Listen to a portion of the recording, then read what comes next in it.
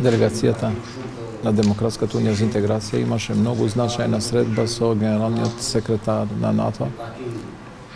Една средба која што беше многу содржлива.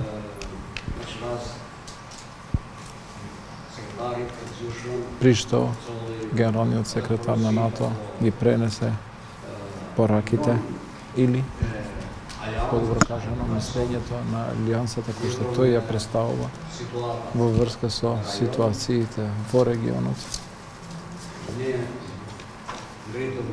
Ние исто така говоревме за прашања кои што се од голем значај за нашата волја, на нашата политичка партија, но како и граѓани на Република Македонија, за зачленување на нашата земја во НАТО.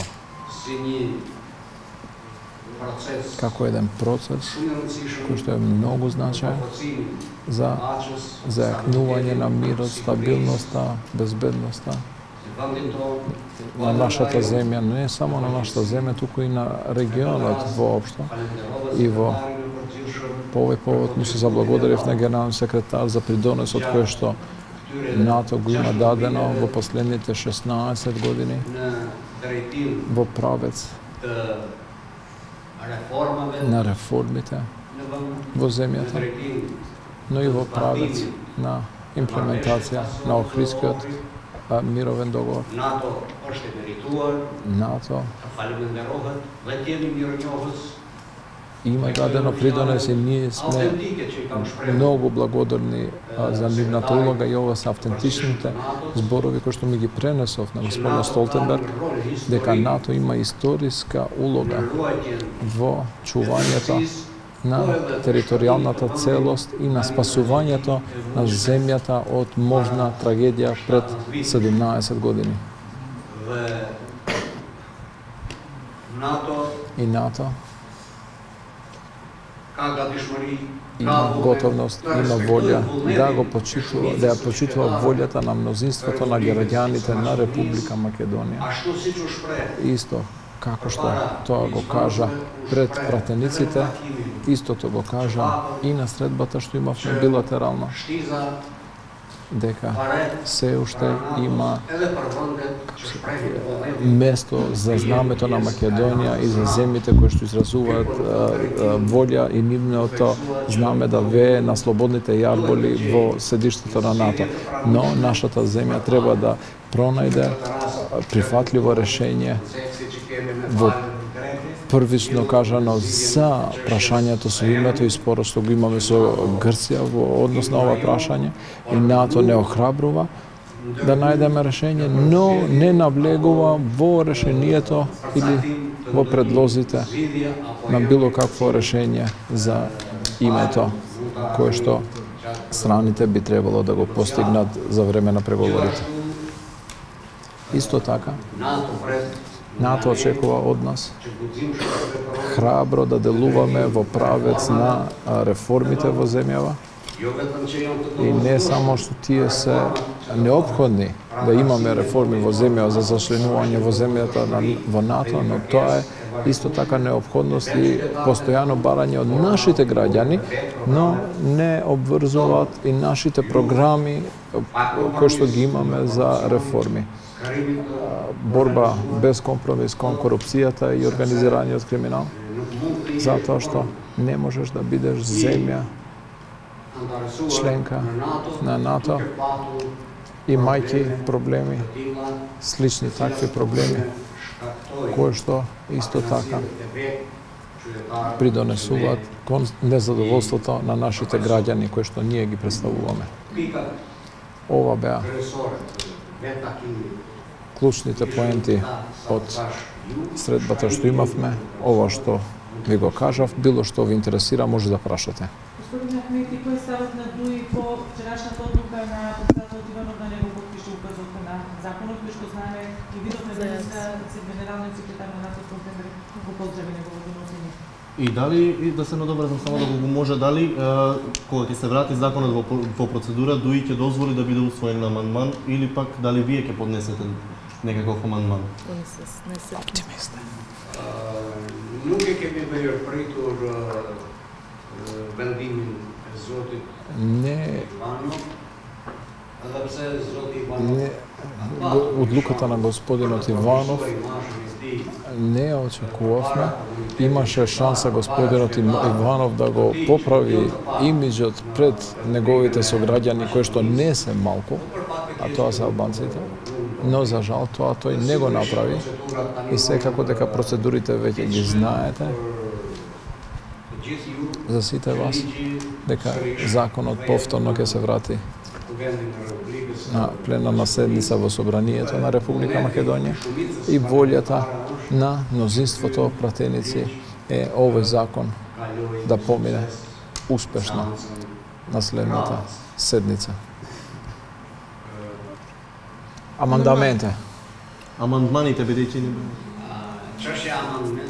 прашањето со амандманите за кое што вие се осврнувате, тоа е прашање кое што отвара многу патишта и непотребна дебата и мислам дека исцрпен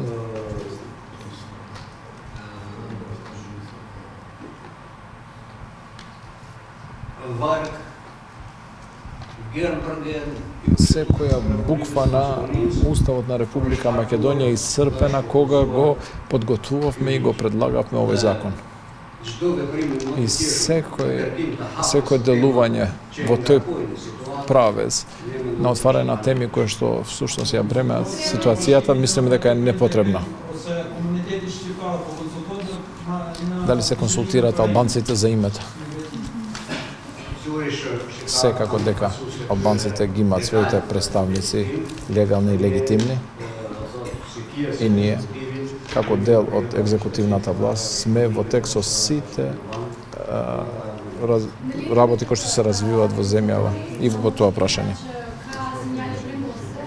Негоцијаторот, овој Наумовски, медијатор, преговарач. За коментарите на Наумовски.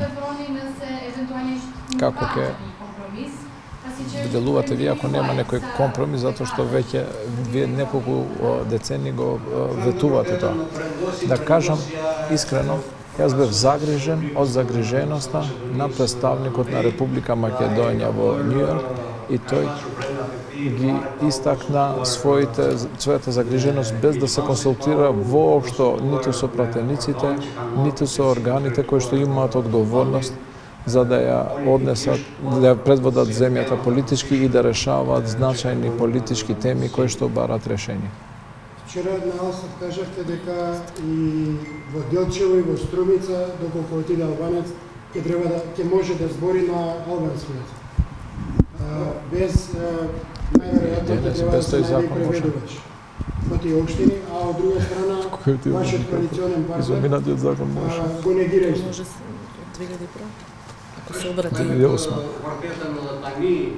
Да ви кажам искрено, и со сегашниот закон за локална самоуправа и за јазиците кои што е во официјална употреба, ако еден граѓанин бара превод во Струмица или во било кој град и не го разбира јазикот, законот му овозможува да добие одговор на својот јазик.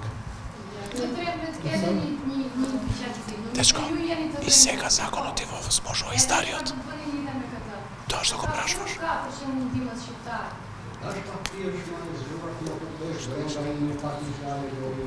Не, разбрав.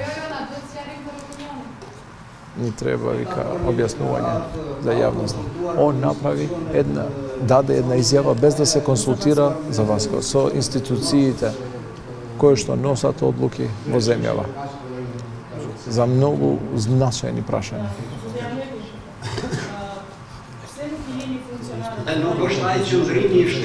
Па проширивме уште повеќе од тоа. Чекање. Се што пита? Зашто не им давате на вашите функционери да дават изјави за нивната телевизија?